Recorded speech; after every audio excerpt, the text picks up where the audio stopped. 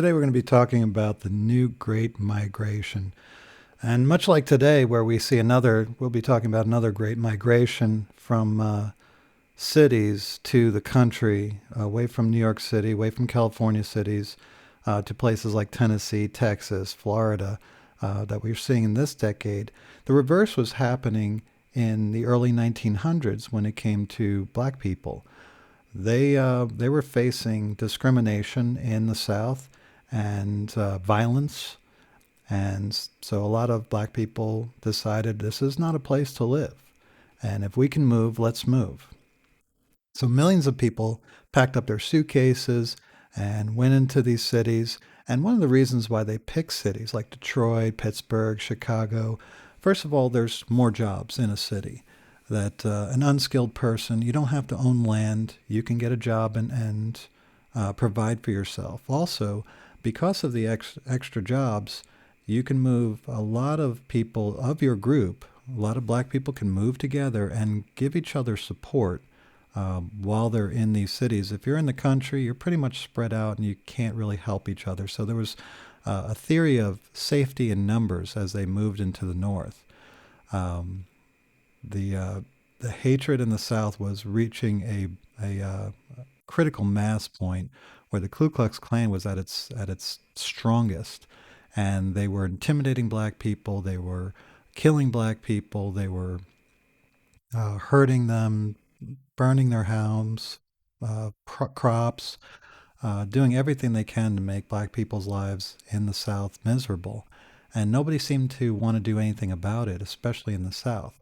And so black people felt, well, if it's bad in the South, let's move to the North. And in the North, it was a little bit better, but they still would have problems.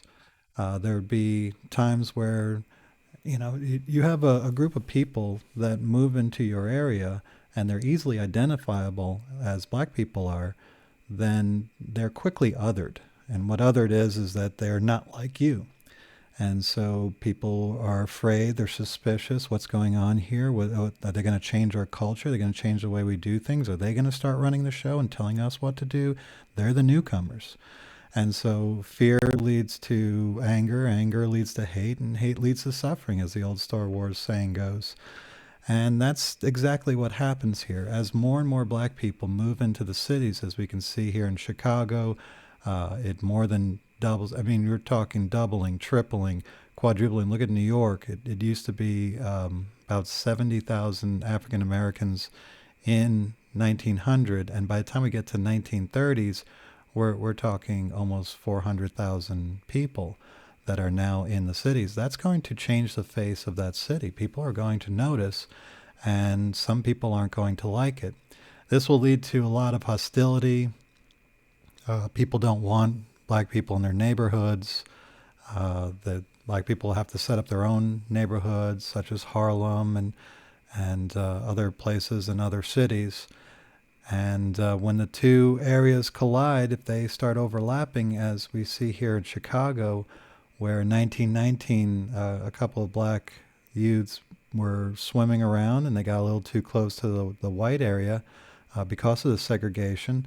The white people wanted to defend that area, and you get this turf war, and so they beat up these kids. I think one was killed, and then they started beating up more black people. Black people fought back, and you could see here that it was just not a good situation when you have these race riots going on.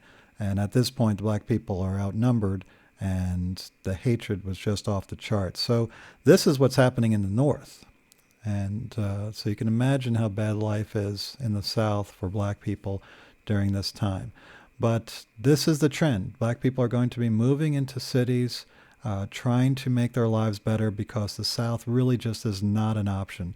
As bad as things are in northern cities, the South is just too far gone for a lot of families to live in any kind of peace. At least they have a chance in the North.